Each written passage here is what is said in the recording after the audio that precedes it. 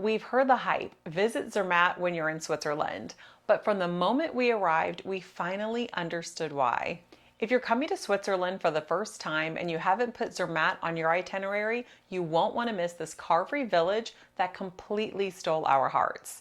And this summer, it's a village packed full of activities for all ages, with a diverse culture and food and a welcoming atmosphere from locals that makes you feel like you're right at home. If you're an outdoorsy adventure lover, you've just found your perfect paradise. But even if you aren't into hiking, the stunning views that are accessible to any mobility or age makes this stop 100% worth it.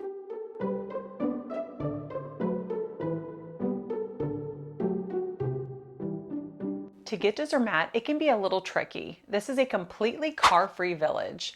The village does have electric run taxis and public buses to get around the city, but you cannot drive your personal car there. So you'll have to park your car at a parking garage in an area called Tosh, which is just outside of the city. And you'll have to take the train in. There is a fee to park in the garage. It was 17 Swiss francs a day. You can book online to secure a guaranteed spot during busy seasons. Then you will need to purchase your round-trip ticket on the Zermatt Express, which was also about 17 Swiss francs per person. If you have a Swiss travel pass, you can use that here as well as the half-fare card for a 50% discount. The train runs every 20 minutes and the entire trip takes about 12 minutes to arrive in the village, which feels like its own excursion. Talk about views for days. You will need to handle all of your luggage on and off the train. So like we've mentioned in another video, it would be best to pack light or to make sure you can handle your luggage without assistance. Once you arrive in Zermatt, there will be electric taxis at the ready to take you where you need to go. We thought about hoofing our luggage on foot, but Zermatt feels like it's all uphill in both directions. It's not, of course, but dragging a suitcase behind would have been way too much. If you don't want to grab a taxi, you can hop on a public bus for a small fee. But we decided with all of our luggage in tow, it would be easier to grab a taxi.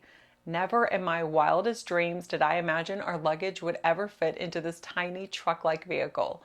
But our taxi driver was a sheer magician. He got us safely to our Airbnb, at least as far as his vehicle would go, where we had to trek uphill to get to the entrance. We decided on renting an Airbnb for our stay. There are so many beautiful hotels in the village you can choose from, but we love the peace and quiet of this slice of heaven with its back porch that overlooked the Matterhorn. There were so many hotels, a lot of them that were in beautiful chalet-style houses that were closer to the city center. Ours was walkable to the city, but slightly off the main roads, which meant a whole lot of peace and quiet in the evenings after long days of hiking. Zermatt is completely walkable. You can walk to the restaurants, to coffee, to the grocery, to the entrance, to the lifts and cable cars, basically everywhere.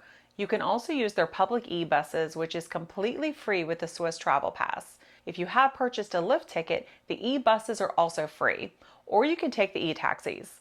After one grocery store stop and walking the entire grocery haul back in the pouring rain, we decided to utilize the e-buses some of the time. Bicycles are a huge way to get around the village, so if you're walking, make sure to listen out for the cyclists.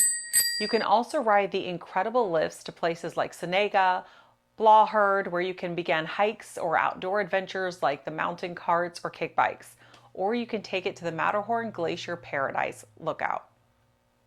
If you're outdoorsy and want to experience the incredible Swiss Alps, I mean, that's why you're going there, right? Then you can live your best adventurous life by doing some amazing hikes that don't require a ton of technical experience, like the Five Lakes hike and the Matterhorn Glacier Trail. But if speed is your thing, you can check out the mountain carts or kick bikes. We'll be doing a video on all of the fun summer adventures in an upcoming video, so make sure you subscribe so you don't miss out. Or you can just jump in one of the lakes for a quick dip and sun lounging. If you're not into the outdoor activities, there is still so much to see. You can stroll along the idyllic Swiss village streets, enjoy a mid-morning coffee, do a little shopping downtown. If you time your visit in the summer, late June to early August, you can even see these goats making their way down the streets.